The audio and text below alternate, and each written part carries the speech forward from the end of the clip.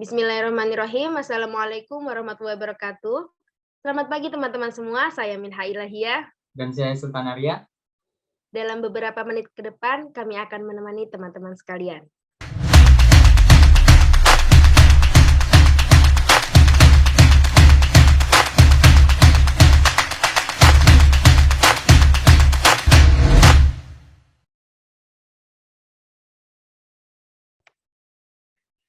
Pancasila sebagai dasar pengembangan ilmu pengetahuan teknologi diharapkan memberi dampak luas pada kemaslahatan kehidupan bangsa Indonesia. Ilmu pengetahuan dan teknologi boleh berkembang dan maju, namun harus diimbangi dengan menjaga dan mengimplementasikan nilai-nilai luhur ideologi bangsa di seluruh aspek kehidupan berbangsa dan bernegara. Ilmu pengetahuan dan teknologi yang semakin maju membuat kehidupan masyarakat semakin mudah. Namun, di balik majunya teknologi yang memudahkan itu, terdapat oknum yang memanfaatkan majunya teknologi tersebut dengan hal-hal yang tidak sesuai dengan nilai-nilai Pancasila. Dalam hal ini, kami juga menyurvei ke beberapa mahasiswa aktif untuk memberi jawaban dari 5 pertanyaan yang kami ajukan. Dan berikut adalah data dari jawaban tersebut. Pertanyaan pertama, apakah teknologi diperlukan dalam sistem pendidikan? 84,2% menjawab sangat dan sisanya menjawab diperlukan. Kemudian yang kedua, apakah teknologi dalam bidang pendidikan di Indonesia sudah dikatakan maju? Sebanyak 63,2% menjawab sudah dan sisanya menjawab belum. Pertanyaan selanjutnya, apakah guru mengaplikasikan teknologi dalam proses mengajar?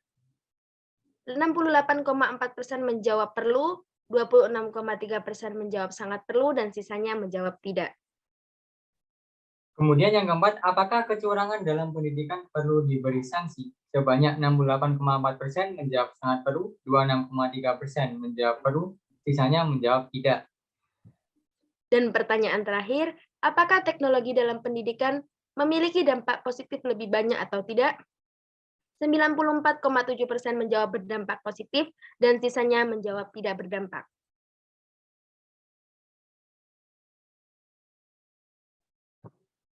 Dan kami juga memiliki dua narasumber yang berpendapat akan data tersebut, yakni Feni Ulansari dan Rista Amelia. Menurut pendapat saya, teknologi sangat dibutuhkan dalam sistem pendidikan di Indonesia, seperti proses pembelajaran yang dapat dipermudah dengan adanya teknologi dalam pendidikan.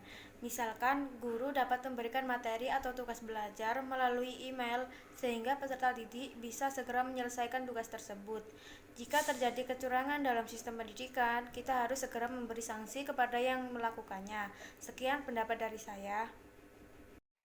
Terima kasih atas kesempatannya. Jadi menurut saya tentang angka tersebut, teknologi sudah menjadi kebutuhan primer manusia. Bahkan teknologi sudah digunakan di semua segi kehidupan, terutama dalam bidang pendidikan. Di dalam angka tersebut, menurut pandangan masyarakat, teknologi itu sangat perlu dalam bidang pendidikan. Tetapi banyak sisi negatif, yang salah satunya masih banyak yang melakukan kecurangan yang angka tersebut harus memberikan sanksi agar tidak terjadi kecurangan tersebut. Sekian dari pendapat saya. Ya, dan begitulah pendapat dari dua narasumber kami. Dan berikutnya mengenai masalah yang terjadi pada saat ujian, bahwa para calon mahasiswa melakukan kecurangan dengan membawa alat komunikasi berupa ponsel yang terkoneksi dengan operator. Dan berikut kami juga menyajikan video yang berkaitan dengan masalah kecurangan dalam ujian.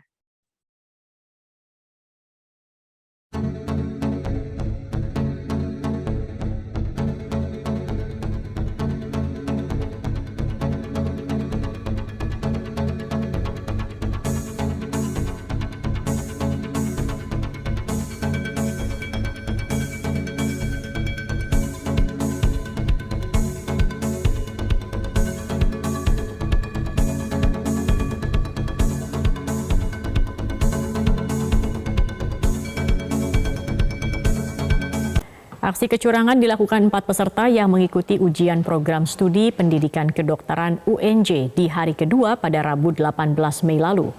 Sekretaris UTB KUNJ menyebutkan keempat peserta yang terdiri dari 2 laki-laki dan 2 perempuan mengaku menanam chip di dalam telinganya untuk berkomunikasi agar mempermudah peserta menjawab soal ujian.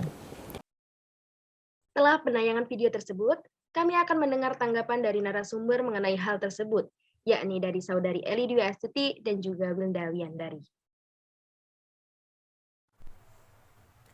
Baik, terima kasih atas kesempatan dan waktunya.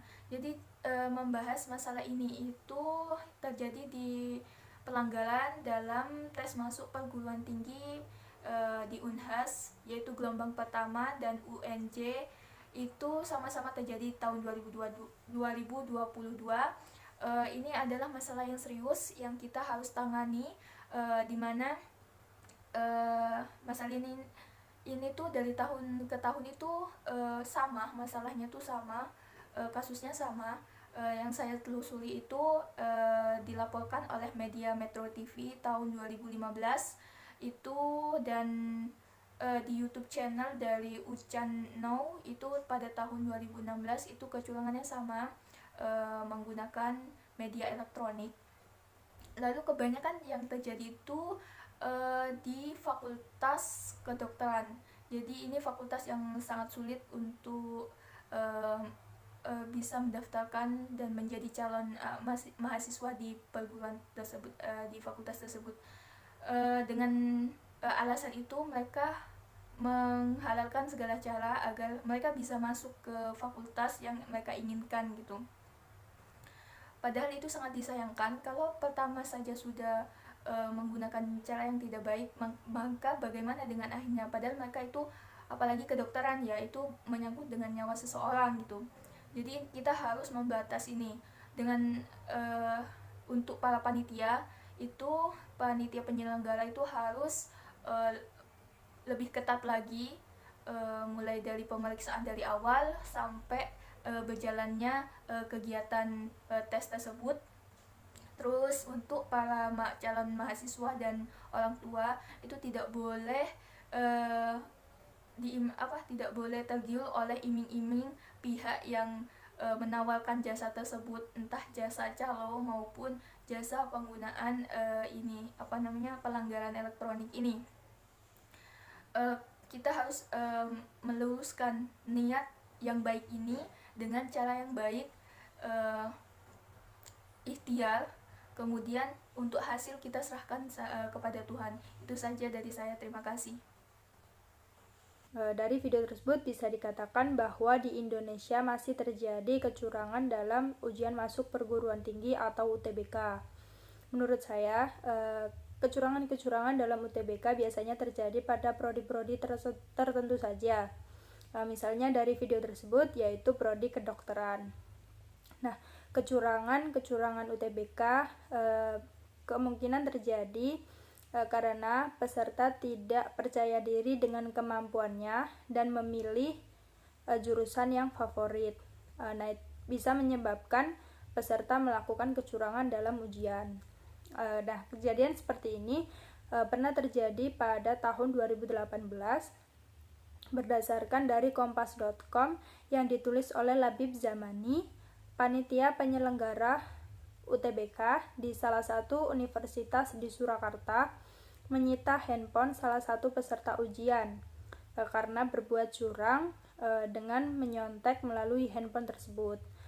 Dengan kejadian-kejadian seperti ini, bisa diharapkan bahwa tahun-tahun selanjutnya agar diperketat untuk pengawasan UTBK sesuai dengan perubahan zaman dan teknologi, agar mengurangi kecurangan-kecurangan yang terjadi pada tahun-tahun selanjutnya.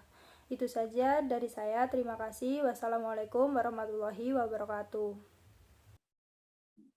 Dari semua hal yang kita bahas, dapat disimpulkan bahwa teknologi dalam dunia pendidikan perlu didasari nilai-nilai Pancasila agar nilai-nilai yang di dalamnya tidak hilang seiring berjalannya waktu. Dan juga diperlukan pengawasan yang ketat pada peserta didik untuk menciptakan ujian yang bersih dan bebas dari kecurangan. Sekian yang dapat kami sampaikan. Saya Sultan Arya. Dan saya Minha Ilahiyah. Terima kasih. Wassalamualaikum warahmatullahi wabarakatuh.